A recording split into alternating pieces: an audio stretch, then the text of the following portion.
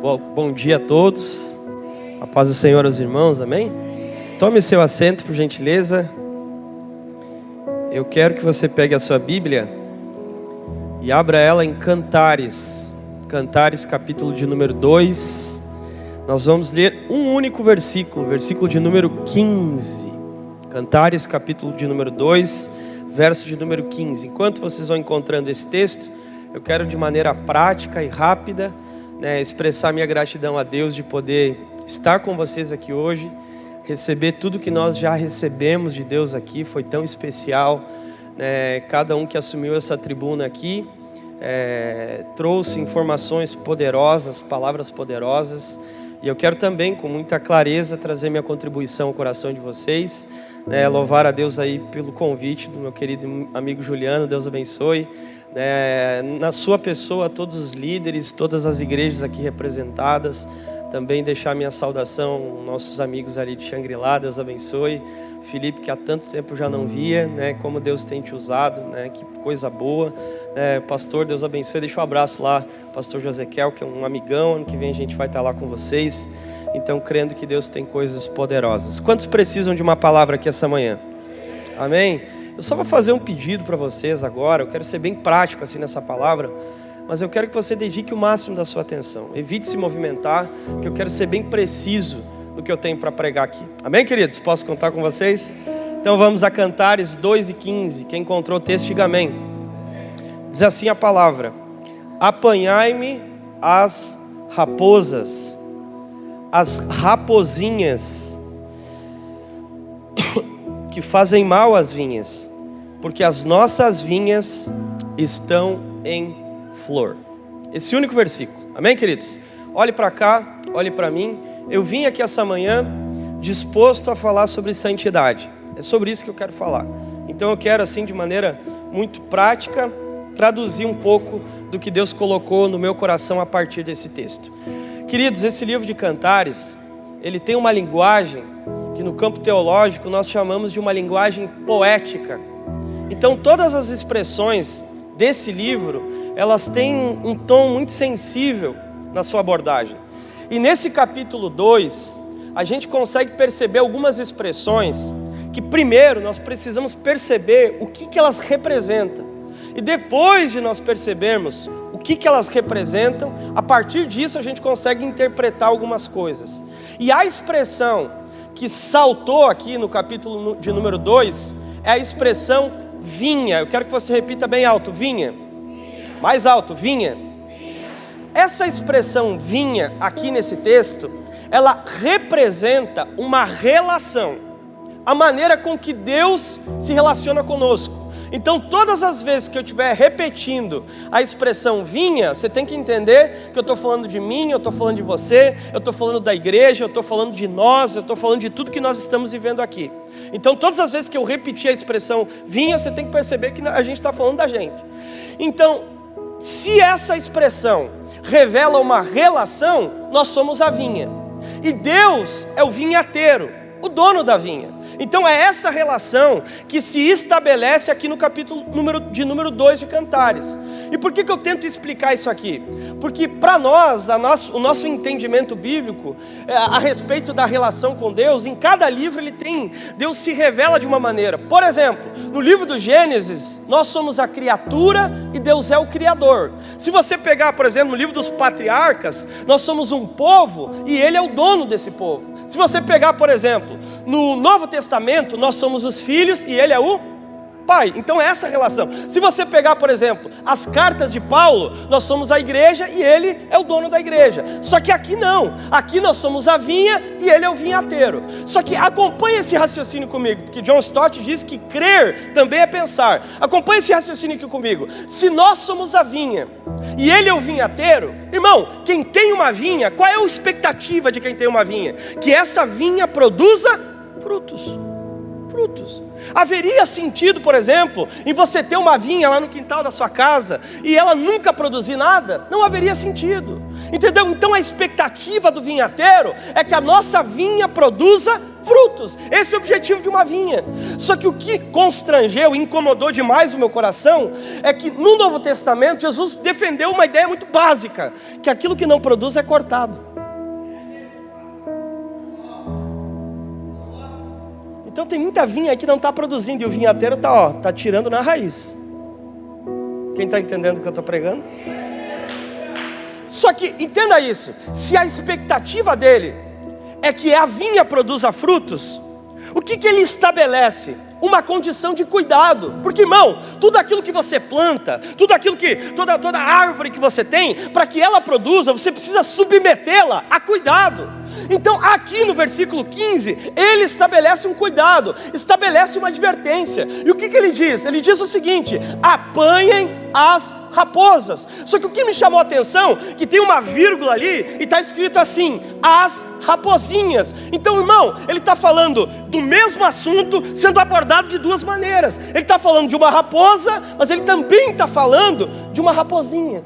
Então ele está falando de uma raposa grande, mas também está falando de uma raposinha pequena. Só que, olha isso comigo aqui. Irmão, eu estudei um pouquinho sobre vinha. Uma raposa grande, quando ela entra no meio da vinha, uma coisa fica muito claro: todo mundo consegue ver.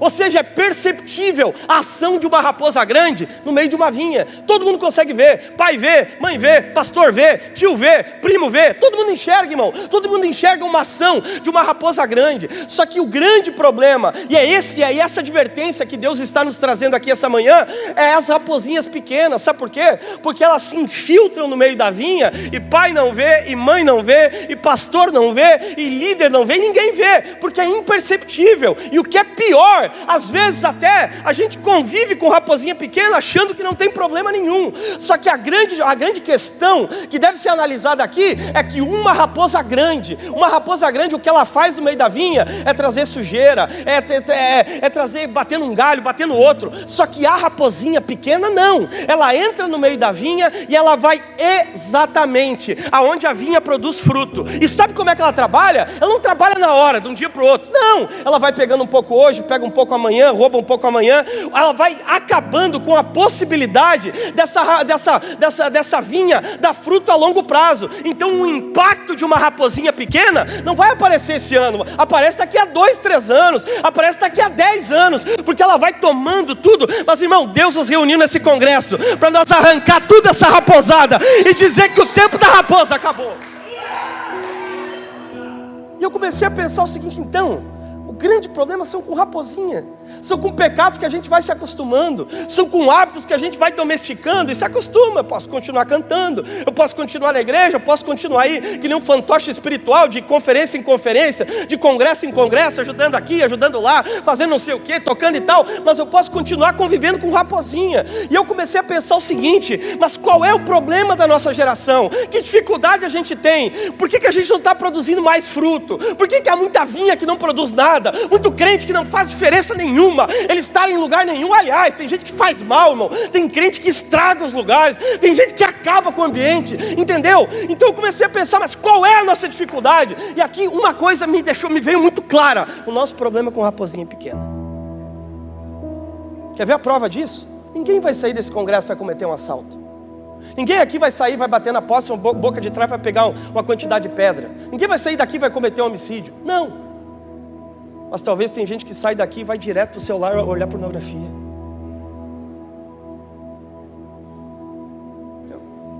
Gente que sai daqui e continua mentindo, mente o telefone, mente mensagem, mente para pai, mente para mãe. Como se isso não... Entendeu? É uma raposinha. Não tem problema. Então a raposinha, irmão, ela não tem pressa em acabar com a sua possibilidade de fruto. Uma vez alguém olhou para mim e disse assim: Gilson, tu viu fulano? Desviou do nada. Eu disse: ninguém desvia do nada, ninguém cai do nada, ninguém se arrebenta do nada. Eu disse para ele: o que essa pessoa precisou foi só um álibi, mas o caráter dela está sendo desfigurado há muito tempo, com coisinhas pequenas que ela foi dando liberdade. Mas eu creio que Deus vai nos incomodar aqui essa manhã, e você vai detectar todas as raposas e vai arrancar todas elas. Tem alguém para adorar a Deus aqui? Eu sou meio agitado porque eu sou assembleano e vim dentro do centro de recuperação. Então, se acostuma comigo, amém? Então eu comecei a pensar o seguinte: doutora, quais são as principais raposinhas que estão destruindo com a nossa geração? Se você quer ouvir, diga amém. A primeira delas, todas elas eu vou montar uma base bíblica para não caminhar, entendeu? Pisando em ovos. Não, eu quero montar uma base sólida aqui para nós entender. O apóstolo Paulo, ele fez uma advertência à igreja de Corinto. E ele construiu essa advertência com esse diálogo. Ele disse assim, ó: as armas da nossa milícia, elas são poderosas em Deus para aniquilar. Sofisma, repita bem alto, sofisma. A primeira raposinha que eu quero falar aqui hoje é sobre sofisma. Que eu penso que essa raposinha aí está destruindo com a nossa geração, está acabando com o coração de muita gente, está desviando, está tirando muita gente da igreja. E para que você entenda o que é um sofisma, eu vou tentar explicar de maneira prática, para que você saia entendendo o que eu falei. Um sofisma, grave o que eu vou falar agora, é uma mentira que tem uma aparência de verdade, mas é mentira. É uma mentira que tem fragmentos da verdade, mas é mentira. É uma mentira que tem até um aspecto de verdade, mas não é toda a verdade.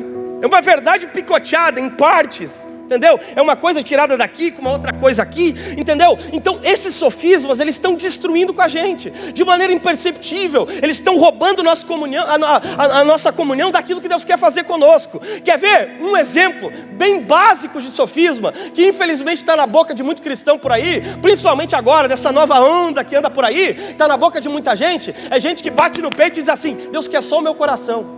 Irmão, olha bem para mim aqui, Deus quer o seu coração, sim ou não? Mas quer só o teu coração? Com Deus é assim, irmão. Ou você dá tudo para Ele, ou você não deu nada para Ele. Ou você entrega toda a tua vida, teus pensamentos, teus sentimentos, teus hábitos, teu corpo para Ele, ou você não entregou para Ele, entendeu? Ou você dá toda a sua história para Ele, ou você deu para o diabo. É assim que funciona. Ou você está envolvido com as coisas de Deus, ou você está envolvido com as práticas demoníacas. É assim, não tem espaço para outra coisa. Então, entendeu? Essa ideia, não, Deus quer só meu coração. Aí eu falo do jeito que eu quero, eu ando do jeito que eu quero, eu uso o que eu quero. Não, irmão, isso é um evangelho que não é bíblico. E é esse tipo de coisa que a nossa geração precisa combater. Não dê espaço para esse tipo de raposa. Nós somos o povo da palavra, o povo da verdade. É isso, entendeu? Esse sofisma está por aí. Tem um outro mais conhecido, vocês querem ouvir? Né? Esse aí ficou conhecido na pandemia. Vai doer um pouquinho, mas eu vou falar. Igreja não é prédio, irmão. Vocês concordam que igreja não é prédio? Claro, irmão, igreja é maior que isso aqui. Agora dizer que Deus não usa uma estrutura como essa para alicerçar casamento, para restaurar corações, para colocar pessoas, para resgatar pessoas, é a maior idiotice que eu já vi na boca de algumas pessoas, irmão. Dizer que Deus não usa uma estrutura, dizer que Deus não usa um CNPJ de pessoas que reuniram, colocaram um trabalho lá, dizer que Deus não usa um ambiente como esse para trazer gente de tudo que é lugar, para direcionar palavras específicas, para reunir pessoas aqui que vão curar outras pessoas. Então essa ideia, a igreja não é prédio, aí tá no YouTube congregando com o Pablo Marçal, tá aí, entendeu, que esses caras que não tem nada para oferecer. Eu tô cansado disso, eu tô cansado disso. Eu quero que Deus levante um povo que ame a igreja, que goste da igreja e que trabalhe para a igreja, entendeu? Irmão, gente que quer ver uma coisa? É legal o que eles falam, eu acompanho muita gente, só que, irmão, se você cair, o Pablo Marçal não vai na tua casa colocar a mão na tua cabeça. Agora o diácono da tua igreja vai lá. A irmã do ciclo de oração, se tiver que ficar uma semana lá, de joelhinho na frente da porta da tua casa, ela fica, irmão. Então,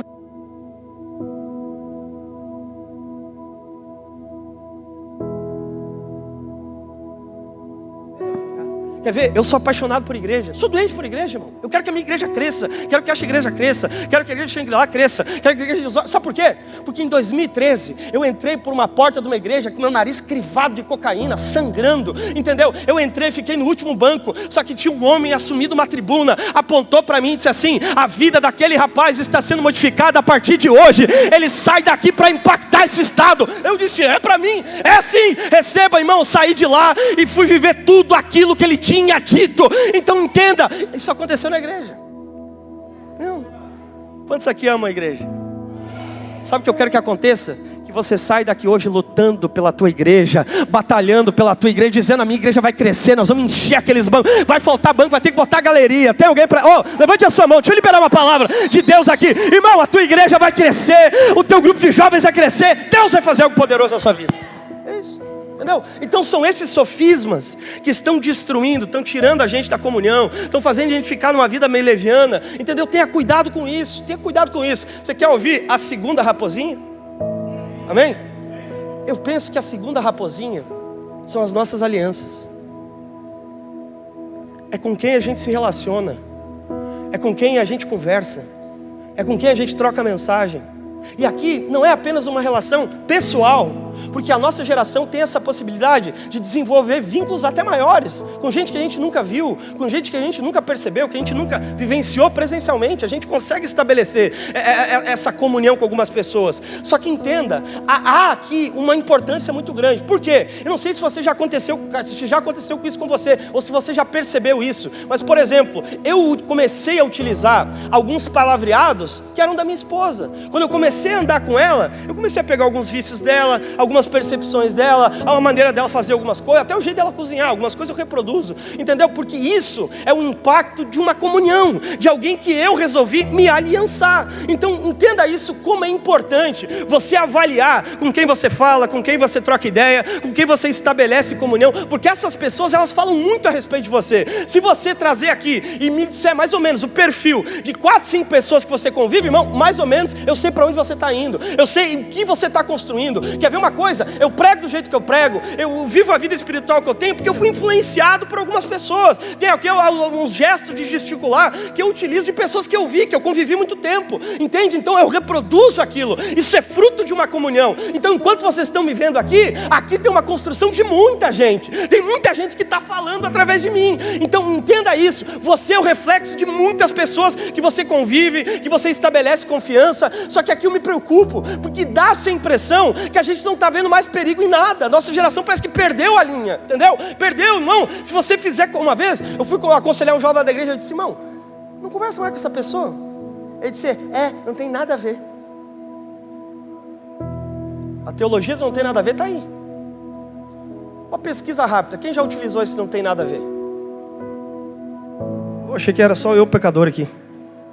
Tem mais uns. E quando vem da minha esposa eu sei, ela consegue ver raposinha a quilômetros.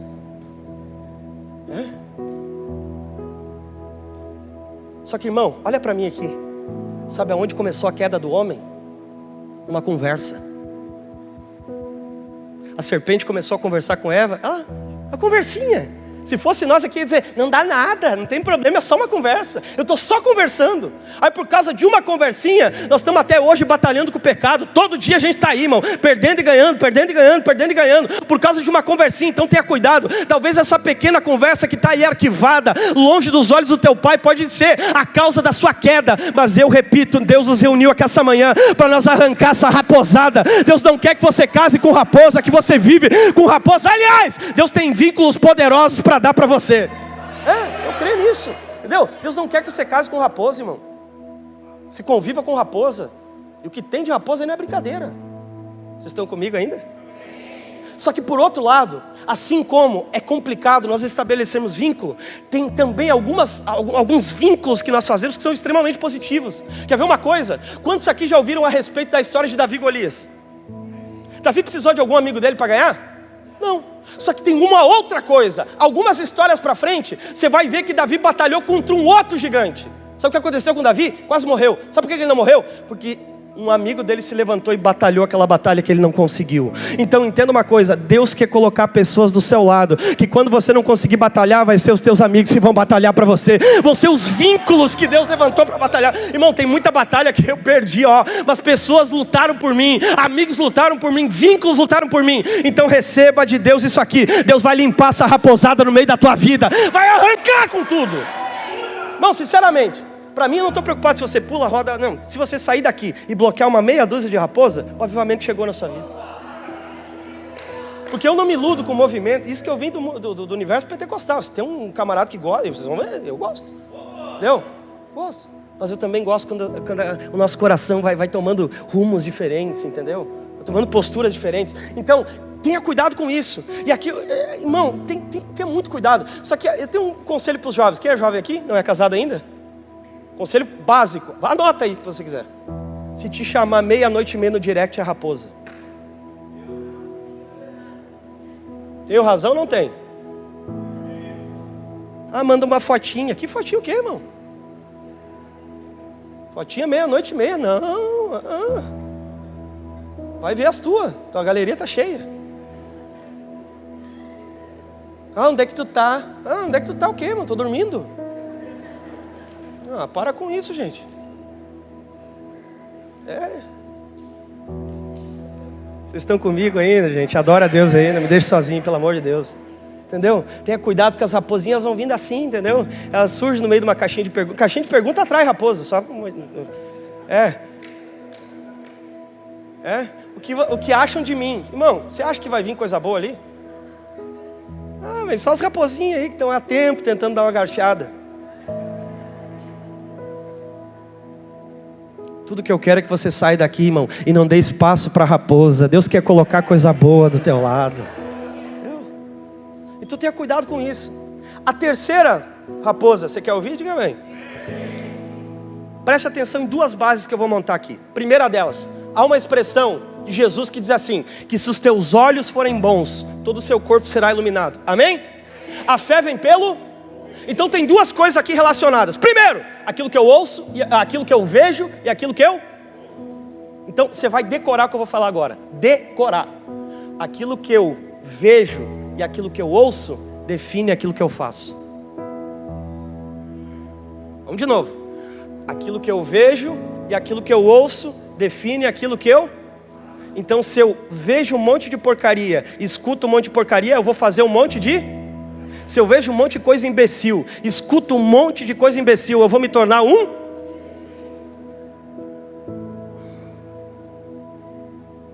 Então, irmão, sinceramente, a gente tem que revisar aquilo que a gente está assistindo. A gente tem que revisar aquilo que a gente está ouvindo. Entendeu? Qual é o filme que você olha? Qual é a série que você olha?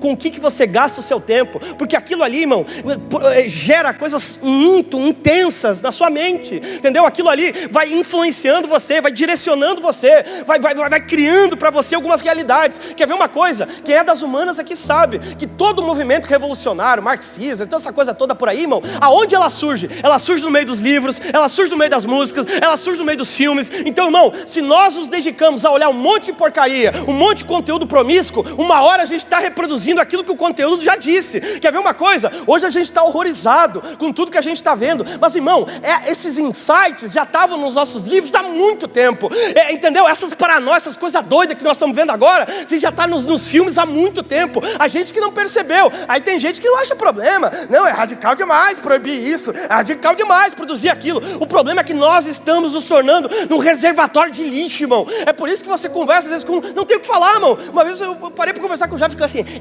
te mostrar um meme aqui, te mostrar isso aqui, te mostrar uma figurinha. Ah, para, pelo amor de Deus, irmão.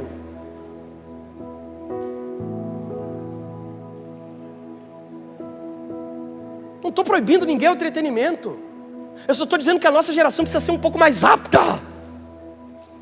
Aí, irmão, aí não adianta a gente se iludir com algumas coisas, vir aqui na igreja, pular, se a gente sai daqui e dedica ao nosso coração um monte de conteúdo imbecil, idiota, um monte de coisa que está excluindo com a gente.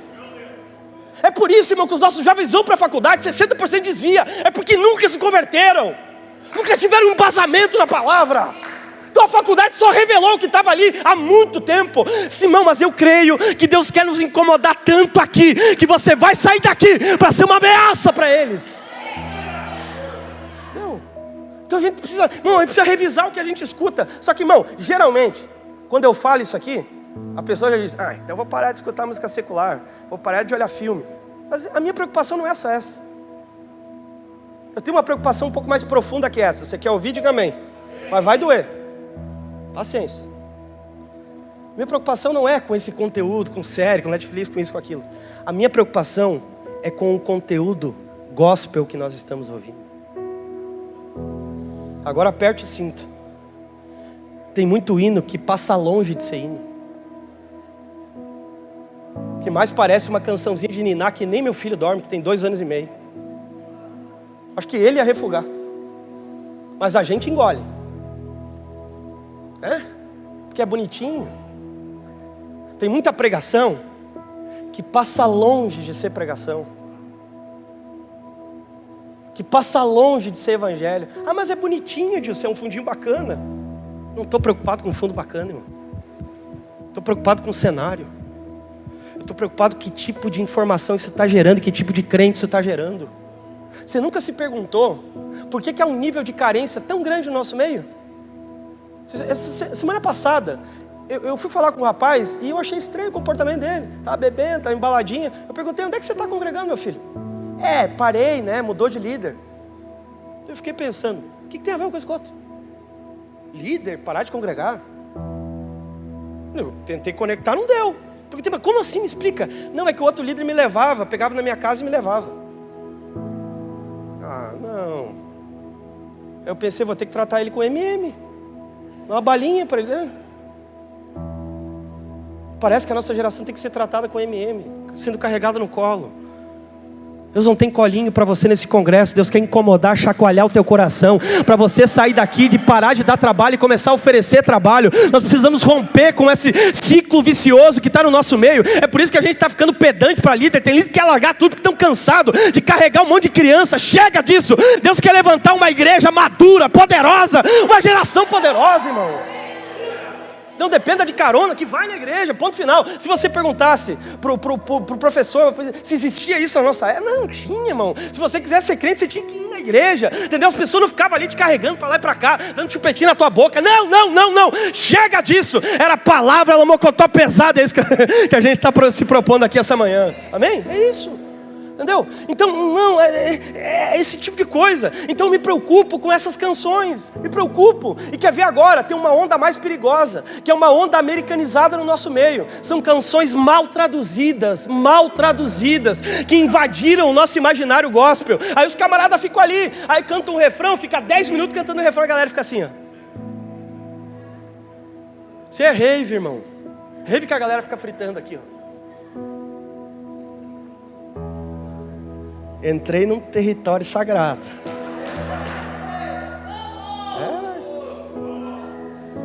Eu quero músicas que desmontem com a gente. Pregações que a gente sai da igreja pensando, eu preciso ser crente, eu preciso me converter, eu preciso mudar de vida. Essa semana eu vou mudar, vou voltar a ler, vou voltar a buscar Deus. Tem alguém que quer ser incomodado aqui nesse congresso? Deus, é isso que Deus quer fazer. Quer expor você a uma visão mais profunda, mais intensa. É isso. E o reflexo disso, da nossa geração, é que ele não consegue ler um livro mais grossinho. Muitos se incomodam com uma pregação mais extensa. Já começa a dar sono, que não está acostumado com comida boa. Está acostumado com aquelas comidinhas rápidas, você bota no micro-ondas, aí tira e vai. É isso aí. Mas todos que assumiram essa tribuna não vieram aqui com o intuito de massagear teu ego. Não. Nós estamos aqui desafiando essa geração porque nós queremos lançar ela o mais alto e mais longe possível. Quem quer ser arremessado aqui, então suporta esse processo, suporta.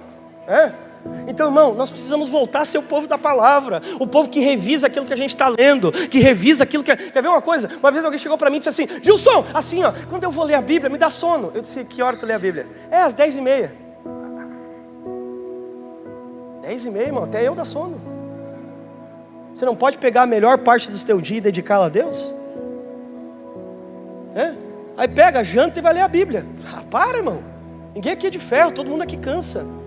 Então você não pode dedicar o que você tem de melhor para Ele, melhorar teu devocional. Tem muita gente aqui, irmão, que até está aqui, mas está há tempo que não sabe o que é ler uma Bíblia, há tempo que não sabe o que é ter um tempo de oração. Deus quer incomodar você aqui hoje. Deus quer denunciar o que está aí dentro e mudar toda essa tua estrutura, de você sair daqui e virar um crente de verdade, alguém que ama a Deus em tudo que faz. É isso que Deus quer fazer. É isso que Deus quer fazer. Você quer ouvir a última raposa? Então se coloque de pé e a banda já vem aqui me ajudar.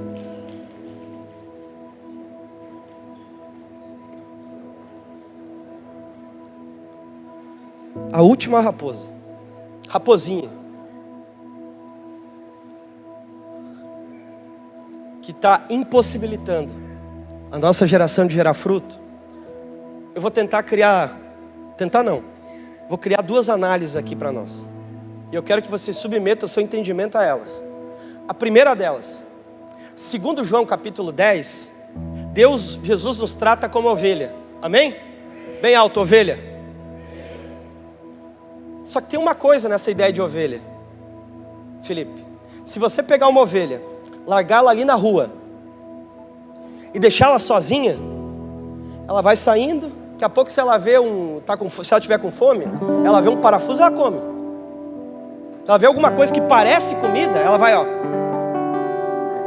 O que vier pela frente, ela ela come pré, come o que vir. Porque ela não sabe selecionar a comida. Ela vai comendo. E tem outra coisa, se você largar ela sozinha, ela fica extremamente frágil. Qualquer um pode pegar e levar para qualquer lugar. Uma é que ela pode destruir o próprio estômago e se destruir por dentro. E duas, ela pode ser facilmente raptada. Deus, entendendo isso, deu o que para a ovelha? Mais alto. Mais alto, porque tem geração, tem gente que não sabe o que é isso.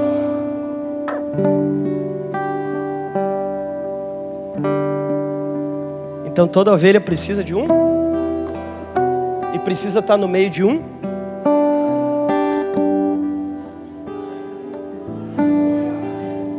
Só que as raposinhas estão convencendo gente que ela pode ser ovelha e pode andar onde quiser, sozinha, sem ser direcionada por ninguém.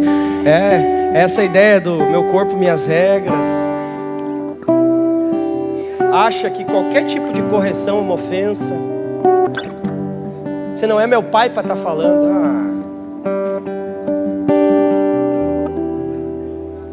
Eu cuido da minha vida. Cuida, irmão. Você não consegue cuidar nem de uma dor de cabeça forte.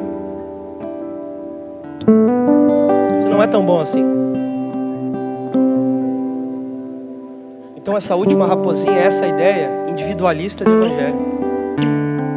Eu faço o que eu quero, eu ando onde eu quero, não preciso falar nada para ninguém, eu namoro quem eu quiser, eu boto a minha boca onde eu quiser. Não.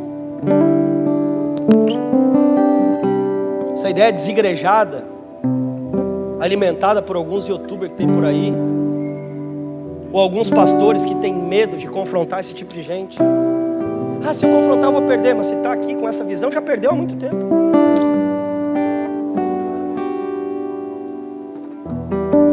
Eu quero que você rompa a ideia de frequentador e passe a pertencer ao lugar que Deus plantou você. Porque quando você passa a ser essa ideia de você ser uma ovelha, direcionado por alguém, não, tenha certeza, Deus tem coisas poderosas para fazer. A outra análise, a última. Possivelmente tenham aqui pelo menos uma, duas, sei lá, mais gente que trabalha em empresa muito grande. E você vai perceber que as empresas grandes de verdade, de tempo em tempo, elas se submetem àquilo que nós chamamos de auditoria. Ou seja, alguém vai lá na empresa, avalia tudo que aquela empresa está fazendo, todos os passos dela, todo o direcionamento dela, todo o investimento dela, todo o comportamento dela. E eles fazem um checklist de tudo que precisa ser alterado, o que precisa ser excluído, o que precisa ser mudado, entendeu? Só que entenda uma coisa, as empresas que se submetem à correção crescem. E sabe por que tem muita empresa quebrada por aí? Porque eles nunca se submeteram à correção. E agora grave o que eu vou falar. Se você estiver disposto a ser corrigido, Deus vai jogar você em lugares muito, mas muito altos. Se você está disposto e entregue à correção, tenha certeza, Deus tem um futuro poderoso para você, para sua casa, para sua família. É isso. Agora, entenda uma coisa. Se você é um pescoço duro, que não quer se moldar para ninguém, é um bicudinho, que acha que tudo é uma ofensa, sinceramente, se você não tem alguém que corrija você, que trate os teus pecados, que alinhe você, nem que você seja bom, você não vai a lugar nenhum. Quer ver uma coisa, irmão? Sabe por que eu estou aqui hoje? Sabe por que eu estou aqui hoje? Por causa das pessoas que eu me aliei e permiti que elas me corrigissem.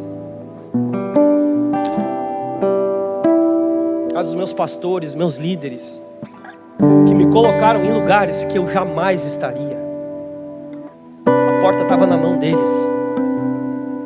E eu tive humildade em reconhecer que estava na mão deles. Só que o problema nosso é que a gente acha que eu faço, eu vou, eu ganho. Não. Esse foi o problema de Lúcifer, ele queria estar acima. Só que geralmente quem quer estar acima cai. Então, irmão, Deus quer usar pessoas para tratar você, para curar você, para transformar você, para direcionar você. E você precisa permitir e criar esse ambiente de correção. Quer ver uma coisa? Eu tenho um pastor meu que me recebeu no centro de recuperação. Até hoje eu presto um relatório para ele. O Felipe conhece ele. É um homem que tem, irmão, sinceramente, com toda humildade, mas ele não tem 30% do conhecimento bíblico que eu tenho. Só que eu não tenho 1% da bagagem que ele tem. Sabe qual é o problema dos jovens? Mas o líder nem sabe. Mas ele tem o dobro de bagagem que você, irmão. Você não passou por 10% do que ele passou. Então tenha a humildade em reconhecer que ele tem uma palavra para você. Ele tem uma direção para você. Entendeu? Então não tenho vergonha nenhuma de dizer que eu presto relatório para ele. Falo dos meus pecados para ele. Falo das minhas falhas para ele. E quantas vezes ele me abraçou. Quantas vezes eu estava desanimado, pensando em parar, pensando em desistir. Ele dizia: Dilson, Deus vai colocar você em lugares poderosos. E eu só estou aqui por causa dele. E eu me lembro uma vez, olha só que interessante isso, como é importante você permitir esse ambiente de correção. Eu tinha me arrumado para um culto, e nós somos da Assembleia, lá a gente tem que usar gravata e coisa e tal. E eu me apresentei para ele, ele olhou para mim e disse assim: você não tinha outra camisa para usar? Eu disse: por quê, irmão Nelson? É porque essa aí parece que tu colocou ela dentro de um copo e tirou e usou. Tava assim, toda amarrotada. Irmão, na hora, minha vontade carnal era dar um soco no estômago dele. Ele tem um barrigão. Mas eu pensei: que homem é esse que tem a coragem até de denunciar uma camisa amarrotada que eu estou usando? Ele só pode me amar, porque quem ama corrige. E eu quero que você saia daqui pronto à correção, porque eu tenho certeza que Deus tem coisas grandes para fazer para você. Coisas grandes. Encerro agora. Alguém deve estar perguntando assim: Gilson, mas como é que eu removo essas raposas? Como é que eu tiro essas raposas? Como é que eu afasto essas raposas? Aí quem é do interior aqui sabe. Me criei no interior. E Salomão deixou esse conselho. Se você entender o que eu vou falar agora, eu quero pelo menos um glória a Deus que você possa dar. Grave o que eu vou falar. Toda raposa tem medo de fogo. Ali entendeu? Vou falar de novo. Aonde tem fogo, as raposas, Aonde o fogo chega, irmão, não tem vício de pornografia que pare, não tem adultério que pare, não tem. É por isso que tem gente que não gosta de fogo. Só que esse fogo que eu estou falando é o fogo da santidade, que cura pecado, que trata, que restaura. Então, irmão, quer saber? Nós somos os filhos que Deus quer incendiar aqui essa manhã. Uma geração que vai sair daqui incendiada pelo fogo, mas um fogo de santidade, de caráter, de postura, de posicionamento. É isso, Deus quer nos incendiar aqui essa manhã. Aí a raposinha, a raposa grande, a raposinha pequena, Então o chamado que eu tenho aqui essa manhã, para você, para o seu coração, é para você fazer parte de uma geração incendiada, para você ser um incendiário, porque aonde o fogo chega, irmão, a raposa,